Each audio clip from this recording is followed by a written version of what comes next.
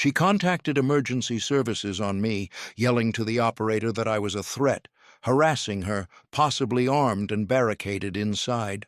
All of this because I had the nerve to deny her access to my own residence for an unexpected and unauthorized inspection of my living room drapes.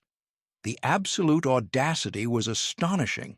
But what Linda, in her boundless arrogance and self-importance, failed to realize was that the composed professional voice answering that emergency call, patiently enduring her dramatic lies, was my wife, Emily. And Emily, with her clever mind, decided that if Linda wanted an emergency, she was going to receive one she would never forget. Living in a neighborhood controlled by a homeowners association, especially one as fanatical as ours, often feels like navigating a field of unpredictable rules and restrictions, each seeming crafted by someone with too much free time and an overwhelming need to govern. When Emily and I first settled in Willow Creek Estates, it appeared idyllic. Well-kept lawns, uniform mailboxes shining under the sunlight, an impression of impeccable order that initially seemed calming. We were likely naive. It quickly became clear that this order was upheld not through community respect, but by the strict dominance of Linda McLachlan, president of the HOA board, a woman who patrolled the streets like a hawk, hunting for the smallest violation. Linda was never one to bend the rules. She crafted many of them herself, and her interpretations often drifted into the realm of the truly unusual. In her late 50s, she sported a tightly curled blonde hairstyle that seemed to defy gravity, paired exclusively with pastel-colored pantsuits, often completed with an HOA-branded lanyard. Even something as simple as collecting mail made her feel powerful. She firmly believed her authority was unquestionable and her decisions flawless. Early on, minor conflicts arose. There was the official warning notice about our garden hose being visible from the street for more than the allowed 3 hours after watering, accompanied by a photo stamped with the exact time. Then followed a passive-aggressive email chain debating the precise shade of beige. Our new doormat was said to be Sahara Sunset, while the approved palette clearly stated desert sand, a difference so subtle it would take a spectrograph to see. Each exchange was a lesson in nitpicking, leaving us bewildered yet mostly compliant, opting to pick our battles carefully. The HOA regulations, thicker than a small city's phone directory, were her sacred text, and she preached with zealous dedication. She conveniently overlooked sections that did not support her view and, more often than not, fabricated rules that never existed. Her primary focus was on new residents, those not yet worn down by her ceaseless scrutiny, or people like me, who occasionally showed some resistance. Daring to question her authority by, for example, requesting to see the exact rule in writing was, in Linda's perspective, equal to committing heresy. She had this unsettling habit of looking into windows whenever she passed by. It was never just a brief glance, but rather a prolonged stare, as though she were mentally cataloging your belongings for conformity. On one occasion, she left a note on our door about a decorative vase sitting on our windowsill, asserting that it might disrupt the visual harmony of the displays on the north-facing windows. My wife, Emily, who handled stressful shifts as a 911 dispatcher, often found Linda's behavior to be a peculiar source of dark humor, an odd form of comic relief after dealing with real life-and-death situations. "At least my crazies at work face actual crises," she would say. "Linda just fabricates hers out of thin air and bland paint samples." We learned quickly to keep a record of everything, to communicate with the Homeowners Association mainly through email, to maintain a paper trail, and to generally avoid drawing attention to ourselves. However, Linda seemed to interpret our silent compliance not as respectful neighborliness, but as a challenge, as if implying that we were hiding some serious violation such as an unauthorized pet alligator or a secret underground dance club. Her unwelcome visits grew more frequent, and her attempts to inspect people's homes bolder. She started to casually wander onto porches, inspecting potted plants or testing the sturdiness of railings by giving them a firm shake. Most people found this behavior invasive and unsettling. The neighbors simply sighed and let her be. Too tired to argue, but her obsession with our home somehow only grew stronger. Perhaps it was because I had once calmly but firmly corrected her during a homeowners association meeting when she insisted the association owned the first 5 feet of everyone's driveway. I just pointed to the specific clause in the covenants that clearly said otherwise. The glare she gave me could have spoiled milk at a great distance. After that, her random inspections of our property seemed to increase. This recent obsession, the one that resulted in the now notorious 911 call, was supposedly about making sure all homes complied with an unspoken, verbally mentioned internal ambiance standard. A rule so vague and unenforceable it was almost ridiculous. She had apparently decided that our living room curtains, barely visible through the window, might not meet the seasonal decoration guidelines. It was a Tuesday morning, my day off, and I was savoring a rare, quiet cup of coffee, completely unaware that Hurricane Linda was about to strike my doorstep.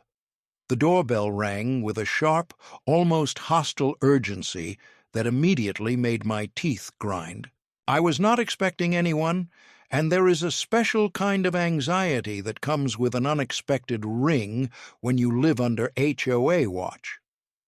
Looking through the peephole, I confirmed my worst suspicion. Linda McLaughlin stood there, rigid and unyielding.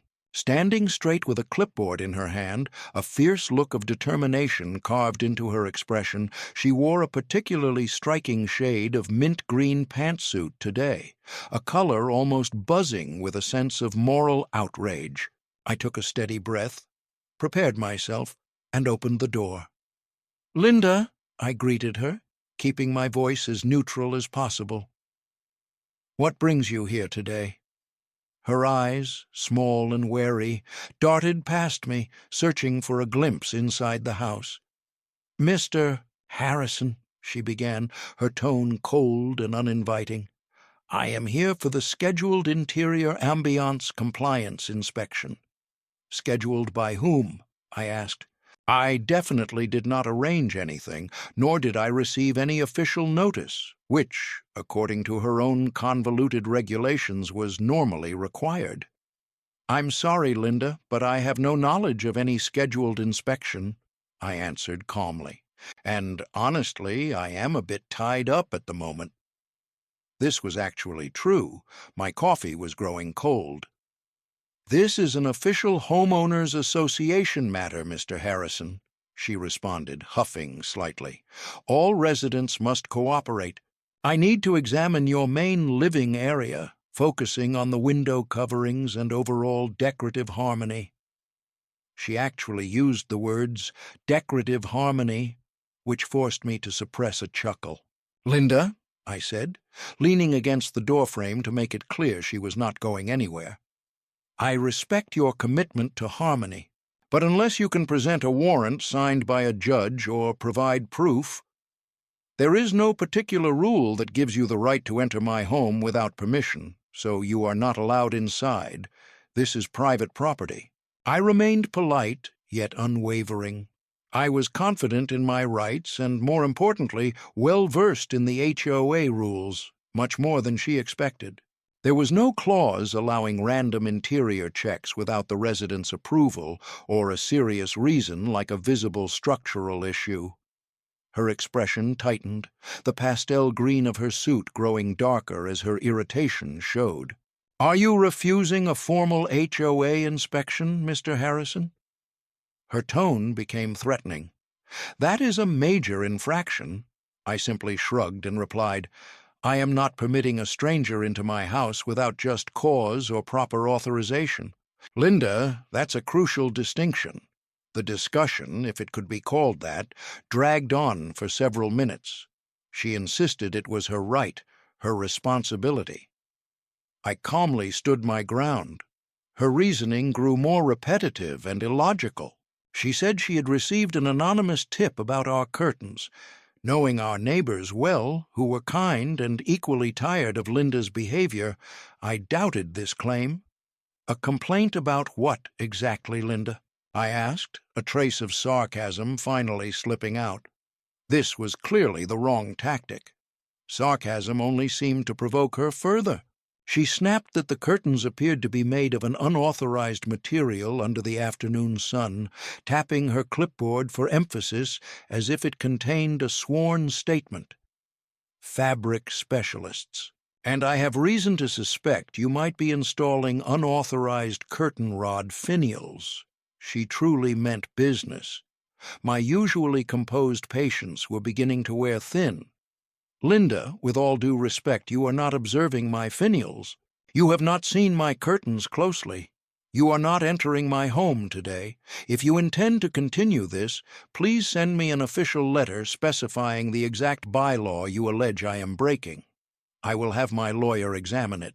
The mention of a lawyer seemed to make her flinch. "This is obstruction," she proclaimed, her voice rising. "You are harassing an official representative of the Homeowners Association while she performs her duties. I feel threatened by your confrontational attitude." I hadn't shifted from leaning against the doorframe. If anything, I was the very image of a calm yet irritated homeowner. Threatened? "Linda, I stand on my own property, requesting you honor my privacy. The only aggressive person here is you, insisting on entering my home without any legal justification." Then she spoke the fateful words, her eyes shining with a spiteful joy. "Well, Mr. Harrison, if you remain uncooperative and hostile, I have no option but to call the authorities. Let's see what they think of your conduct." She snapped out her phone dramatically, her thumb rapidly tapping the screen. A small, wicked part of me, knowing Emily was probably working the dispatch desk this morning, I almost wished for it to be her. "Go ahead, Linda," I said calmly, surprising even myself. "Call them. Tell them you insist on inspecting my curtain finials and that I am harassing you by simply refusing on my own property." Her expression twisted into pure anger. "Oh, I will. And I will tell them you are dangerous. You would not want your neighbors to believe you are a troublemaker, would you?" Holding the phone to her ear, her glare stayed locked on me, waiting for me to break, to apologize, to fling open my doors and beg her to inspect every lampshade and cushion. I just stared back, my face unreadable, waiting. The lines were drawn. The curtains, and especially the finials, were about to be the least of her worries. I watched Linda, her face a mask of righteous fury, dramatically turn her back to me, phone pressed tightly to her ear, speaking loudly and urgently. I could not catch every word from my spot in the doorway, but phrases like uncooperative resident, refusing entry, aggressive attitude, and feeling unsafe came back to me, mixed with her outraged gasps. I could only imagine the story she was spinning for the poor person on the other end of the call. A wry smile crept onto my lips as I pictured Emily at her console, probably mid-sip of some lukewarm coffee, suddenly recognizing the address, or perhaps, even more delightfully, Linda's unique, piercing voice echoed through the phone. Later that night, Emily recounted the initial call with delighted accuracy, and it exceeded all my expectations. It turned out that Linda didn't simply dial 911. Instead, she launched into a dramatic Academy Award-caliber portrayal of a damsel in urgent, desperate peril. "911, what is your emergency?" Emily answered, her voice calm and professional to the core. "Yes, this is Linda McLaughlin, president of the HOA at Willow Creek Estates," Linda exclaimed, skipping any introduction. "I am being harassed and threatened by a resident at 125 Willow Creek Drive. He refuses to follow the HOA rules and is acting extremely erratic. I need the police immediately." Emily, instantly recognizing the address, briefly muted her microphone to suppress a laugh. She entered the address into the system, the small green light confirming it matched our home.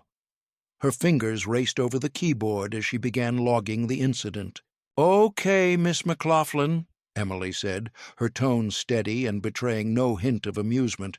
"Can you describe exactly how he is harassing and threatening you?" "He won't let me enter his house," Linda almost screamed. "I'm here to conduct an official inspection, and he's blocking the door.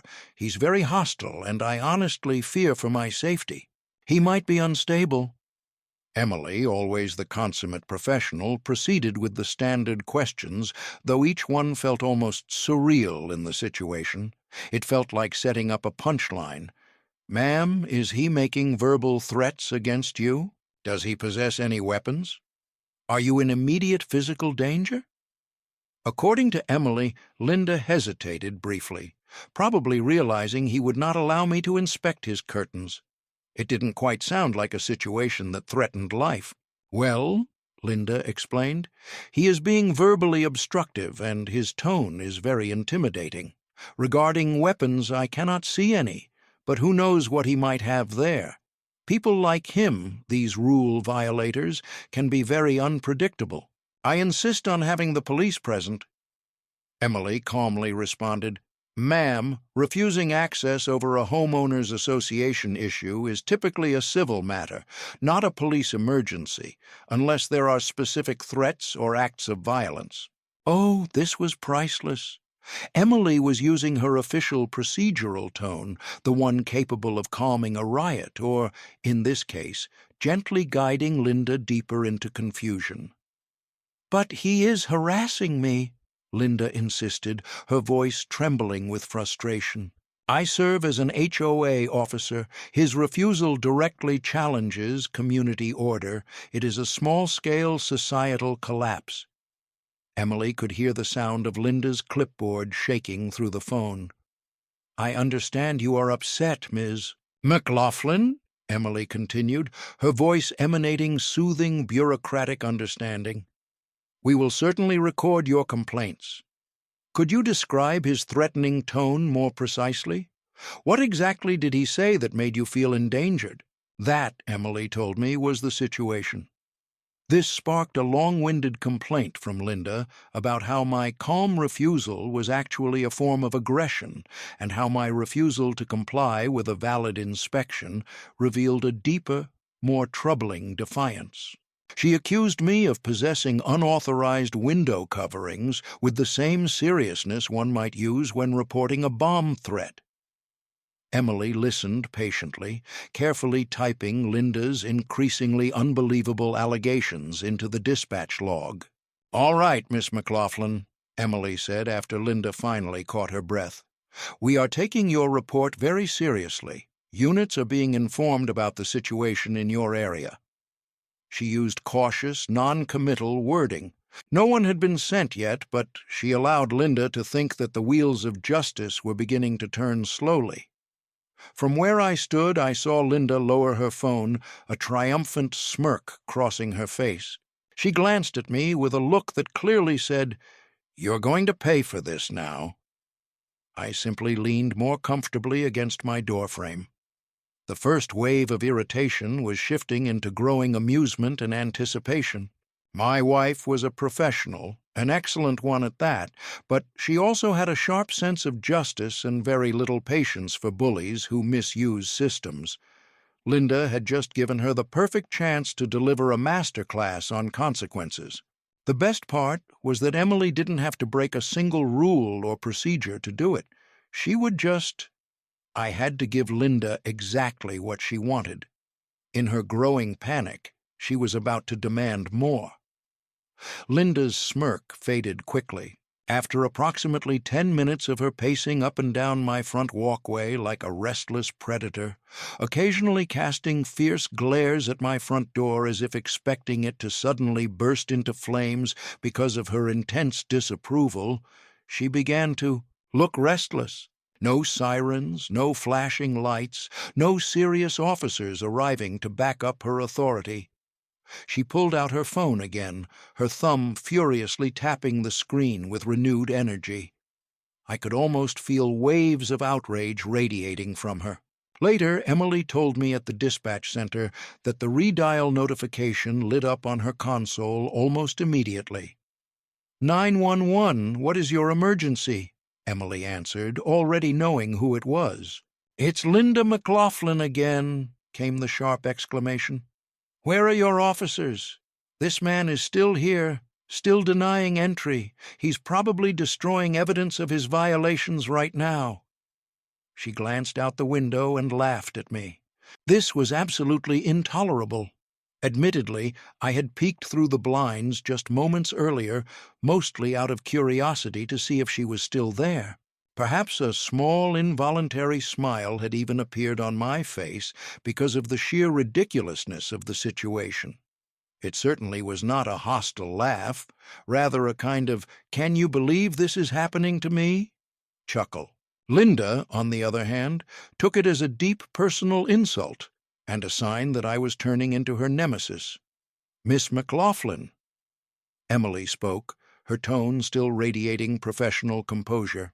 As I mentioned, the availability of officers can fluctuate, and calls are prioritized according to the immediate threat posed to life or property. We have your report logged. Naturally, this was not the response Linda wanted to hear. Logged. She desired action. She wanted arrests and public shaming. She craved validation. Prioritized? Linda exclaimed loudly. I am an HOA president. This directly challenges community leadership. Do you realize the precedent this establishes?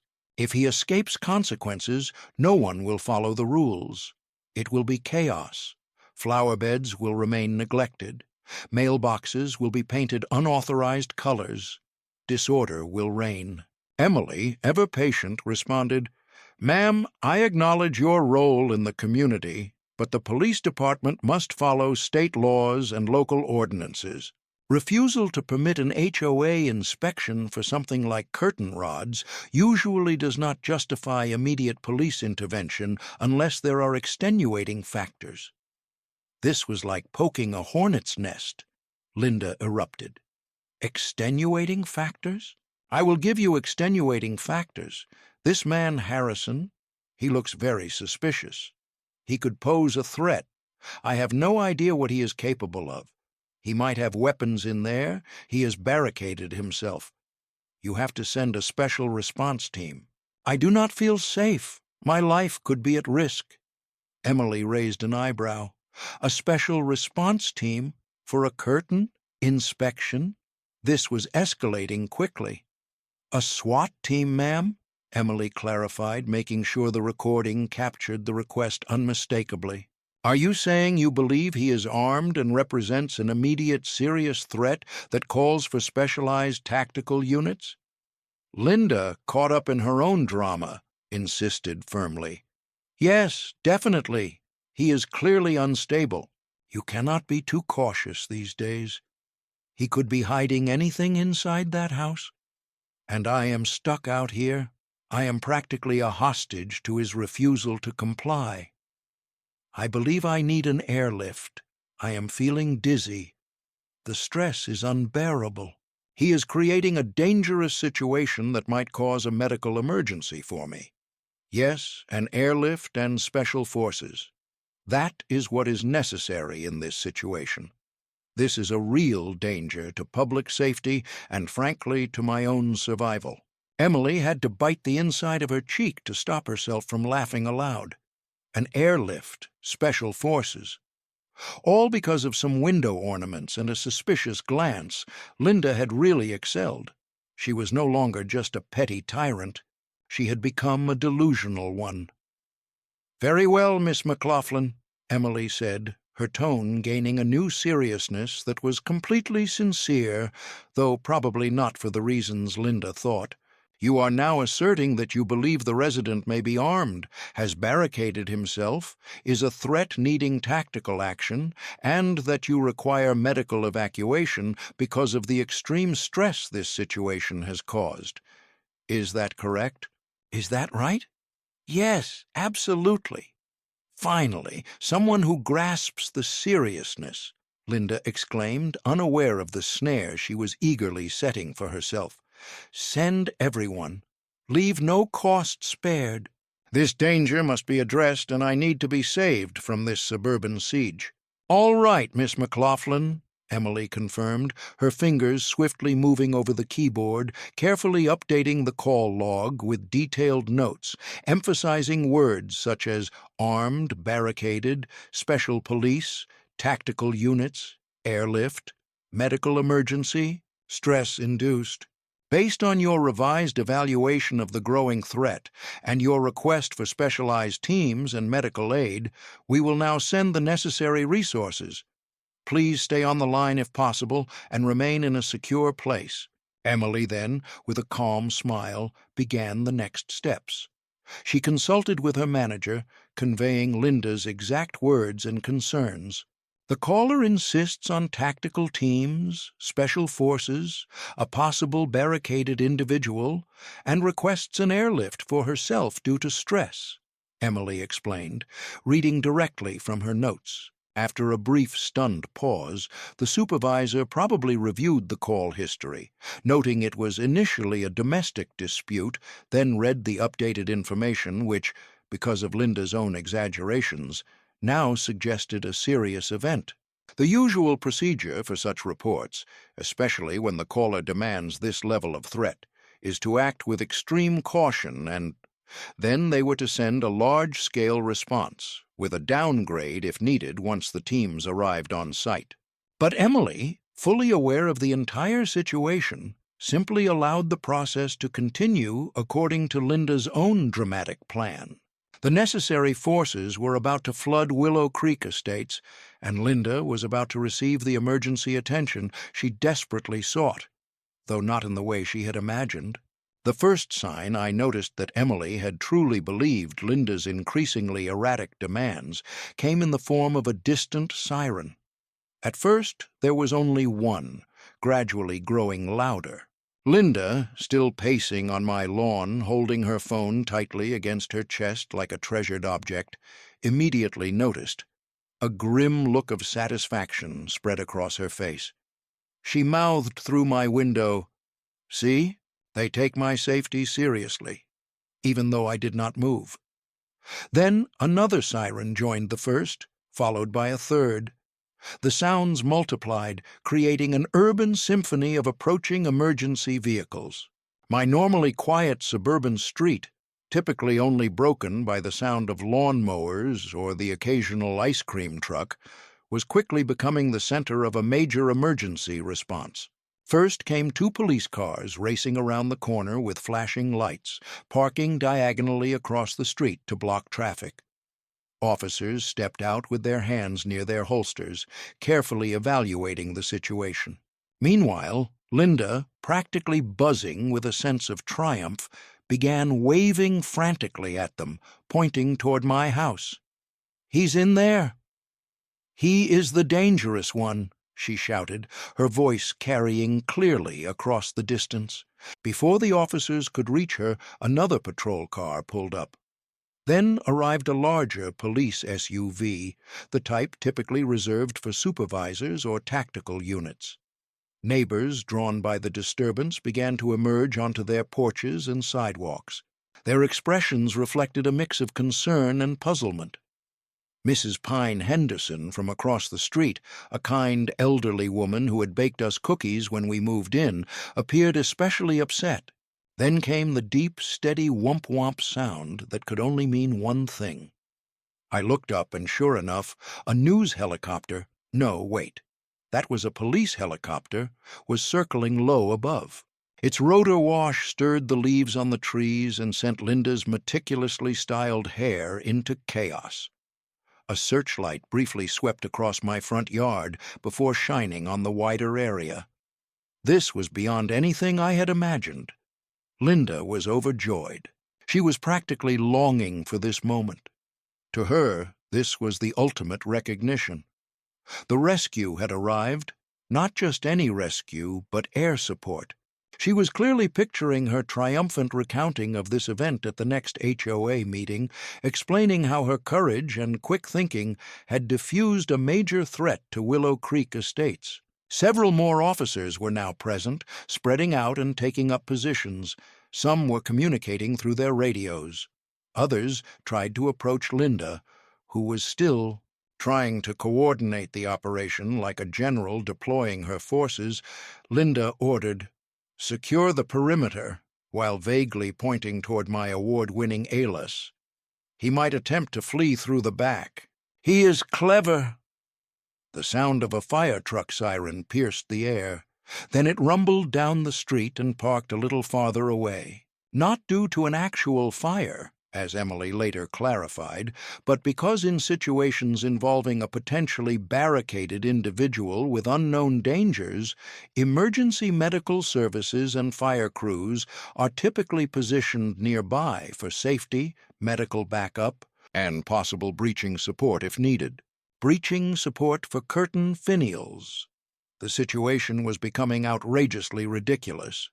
Two paramedics emerged from an ambulance that had discreetly pulled up, glancing around as if wondering what new kind of madness this was. I figured it was wise to step outside with my hands clearly in view before they decided to break down my door over some unauthorized curtains.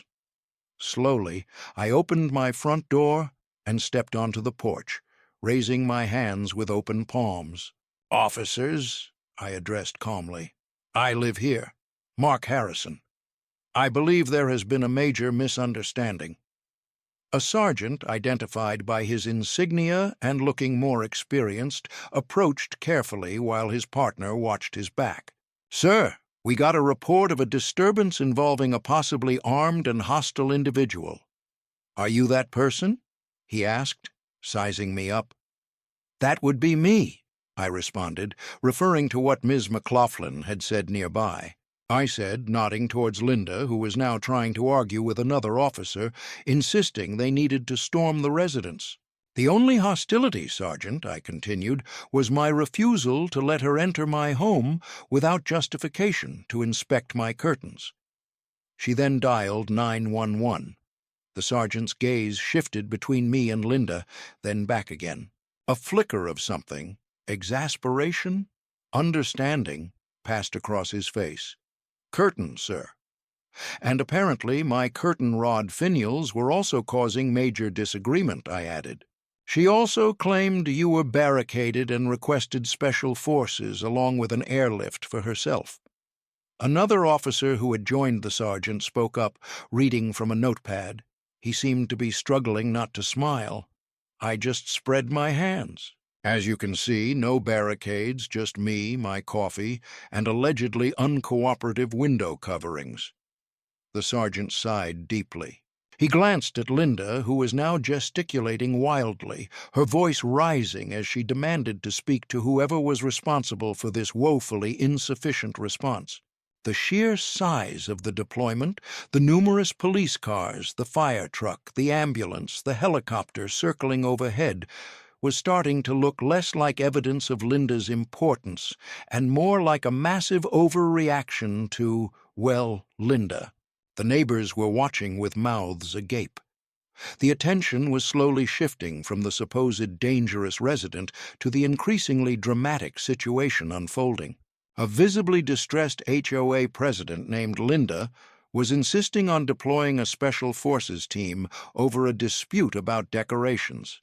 The grand entrance was fully realized, and Linda, soaking up the attention from numerous flashing emergency lights, was moments away from her big moment, though it was not the one she had hoped for. The initial apprehension among the officers quickly subsided after I calmly presented the facts. Linda had unilaterally demanded an interior inspection, which I refused on the grounds of property rights, prompting her to escalate matters by calling 911 repeatedly. I offered to show them the HOA rules, which included no clause for such inspections, and even welcomed them to step inside, ironically, to witness how completely harmless my living room was. The sergeant declined the invitation to enter, but he glanced swiftly through the doorway, observing clearly that there were no barricades, weapons, or any signs of a struggle, hostage crisis, or miniature societal collapse. His radio crackled, and he engaged in a quiet exchange, probably with dispatch or more likely with Emily, who was providing him with updates, including transcripts of Linda's growing hysterical demands. His attention then turned to Linda, who was still berating a younger officer, complaining that the scene had not been secured properly and accusing me of being a skilled deceiver. The sergeant approached her, his face now showing firm professionalism. "Miss McLaughlin," he started, his tone steady yet calm, breaking through her outburst. "We need to have a conversation about the nature of your 911 calls." Linda smiled widely, clearly pleased. "Yes, Sergeant, thank you. Finally, someone taking control. This man," she pointed at me with dramatic flair, "is a threat." "Ma'am," the sergeant cut in, "after our evaluation there is no criminal activity being carried out by Mr. Harrison. This is a civil dispute involving HOA regulations. There is no sign of him being armed, no barricade, and absolutely no justification for a tactical team or airlift." Linda's expression fell. The color vanished from her face, making her mint-green pantsuit appear even more striking. "But I felt endangered. He was aggressive. I insisted on an appropriate reaction. I specifically asked for special forces, ma'am." Another officer stepped forward, holding a small printed sheet, which I guessed was an initial estimate of expenses for the deployed resources. "You triggered a major emergency response with multiple police units, fire department on alert, emergency medical services, and air support based on claims that seem to lack evidence." The word lack of evidence lingered heavily. The fire chief, who had walked over, added, "That helicopter time is costly, ma'am, along with pulling a ladder truck and a full crew from their usual duties for a non-urgent call." Linda looked completely taken aback. "But it was an emergency," I told the dispatcher. She finally grasped the situation. Oh, Emily understood. Very well. She knew exactly how to give someone enough slack. "The dispatcher," the sergeant said with a slight gleam in his eyes, "noted your explicit request for a SWAT team, special forces and medical airlift, due to the extreme stress and danger you felt. According to city and county regulations, initiating a false emergency report, particularly one that demands this level of resources, carries severe consequences. This includes full reimbursement for all deployed units," Linda stammered. "False report. But I was terrified. He refused to show me his signals. It is against protocol." One of the paramedics, who had been quietly waiting, interjected in a matter-of-fact tone. "Ma'am, your vitals appeared completely normal. There was no sign of fainting or any need for an airlift because of stress, although the bill might actually make you feel faint." The reality of what she had done started sinking into Linda. Her victorious smile melted away, replaced by a dawning sense of dread. The neighbors were still observing, no longer alarmed, but with a mix of curious and slightly shocked amusement. Whispered comments began to ripple through the little crowd. "She called all this for curtains," Mrs. Henderson whispered to her husband, who was shaking his head. The judgment day had truly arrived. In the following weeks, the consequences were dramatic. Linda was officially charged with abusing emergency services and submitting a false report. The city council, who had stricter punishments for such abuses, were recently introduced following a series of swatting incidents, and Linda was made an example of. The bill she received was overwhelming. Emily, with detailed thoroughness, had documented every expense. Each person involved, the hours spent by each officer, vehicle mileage, and fuel consumption for the helicopter, which, as the fire chief remarked, was used at an alarming pace. There were administrative fees for handling the false alarm, even the cost of the paramedic unit that had been on standby. The total reached well into the tens of thousands. Linda apparently attempted to dispute the charges, claiming she was the victim, but the recordings of her emergency calls, particularly her increasingly erratic demands, were undeniable. The HOA board quickly convened an urgent meeting. Confronted with the public embarrassment, city fines, and the risk of the HOA's insurance premiums soaring due to her actions, Linda was unanimously removed from her position as president. Furthermore, the board initiated procedures to make her personally responsible for any expenses the HOA might face because of her fiasco. The internal compliance mandate of the Willow Creek Estates HOA was never mentioned again. Our curtains and decorative fixtures remained happily untouched. Emily and I observed the entire situation with a quiet feeling of justice. She never breached any protocol. She simply enabled Linda's downfall by precisely providing what she demanded. The most satisfying part was knowing that Linda had orchestrated her own undoing. They knew, or at least suspected, who that calm dispatcher was, but could never prove any harmful intentions on Emily's part. Emily had simply been a model professional, responding to a resident's expressed fears and requests with the utmost seriousness. And so, life in Willow Creek Estates settled into a new kind of normal, one much less burdened by the shadow of Linda McLaughlin's clipboard. People began planting a bit more varied flowers. Our welcome mat remained boldly Sahara sunset. I even put up some rather flashy, unauthorized, and completely charming new curtain rod finials just because I felt like it. If you're facing an uncontrollable HOA Karen of your own, remember this story and maybe, just maybe, remind them that when they call 911, they better be certain it's a real emergency because you never know who might answer the line ready to, professionally and efficiently, deliver exactly what was requested. Leave a comment if you have ever witnessed an HOA spiral out of control. I'd love to know I'm not alone.